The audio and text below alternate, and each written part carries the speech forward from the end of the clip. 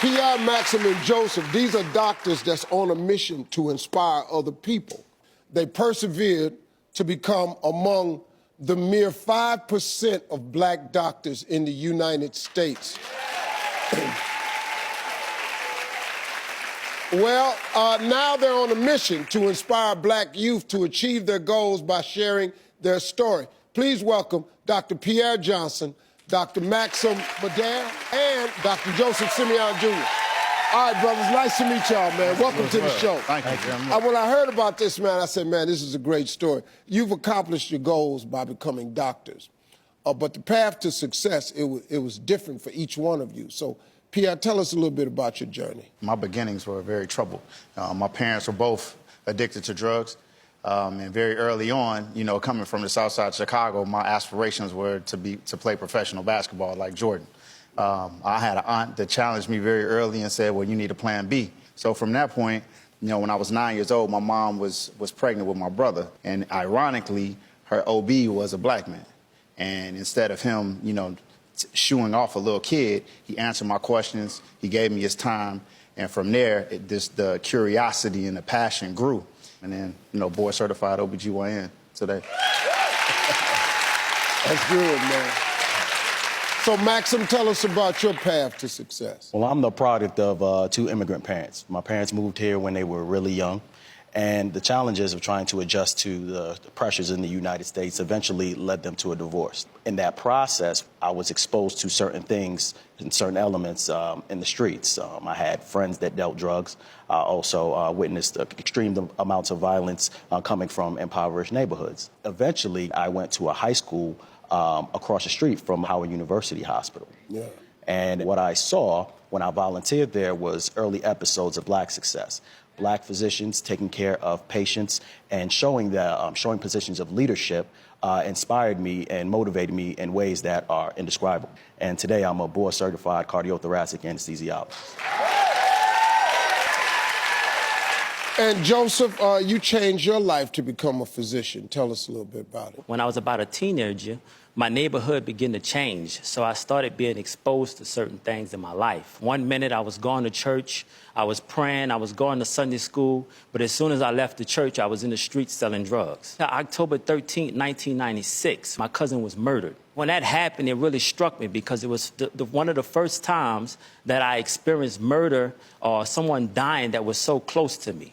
And as a result, I went to Xavier University. And when I went to Xavier University, I met these brothers. Today, I'm a board-certified obstetrician gynecologist. I specialize in minimally invasive surgery and urogynecology.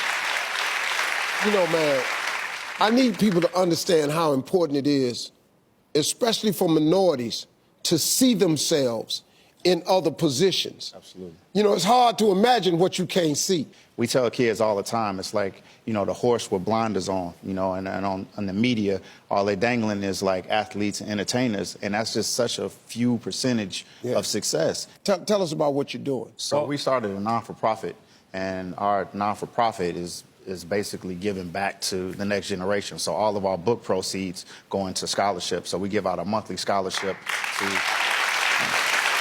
And that was the thing that we did. So since August, what we have done is every month we give out this monthly scholarship, and it's to high school students and college students that shows their aspect of the pulse of perseverance, in which they simply write an essay and talk about what they're doing in their communities and what they're doing to make a difference. Wow. Well, we have a college student joining us in the audience who's really been inspired by your book. Please welcome Tiara. Hi, Steve. Tell us how reading Pulse of Perseverance has motivated you. Well, Steve, I thought the book was very unique. Compared to other books I had read, typically written by middle-class Caucasian men, their struggles didn't start until they got into medical school. But with Pulse of Perseverance, their struggles started a lot earlier and, in my opinion, were a lot harder. But despite all odds, they continued to accomplish their goals and succeed. And just knowing that really motivates me every day to continue my dream of becoming a doctor. You're in college now.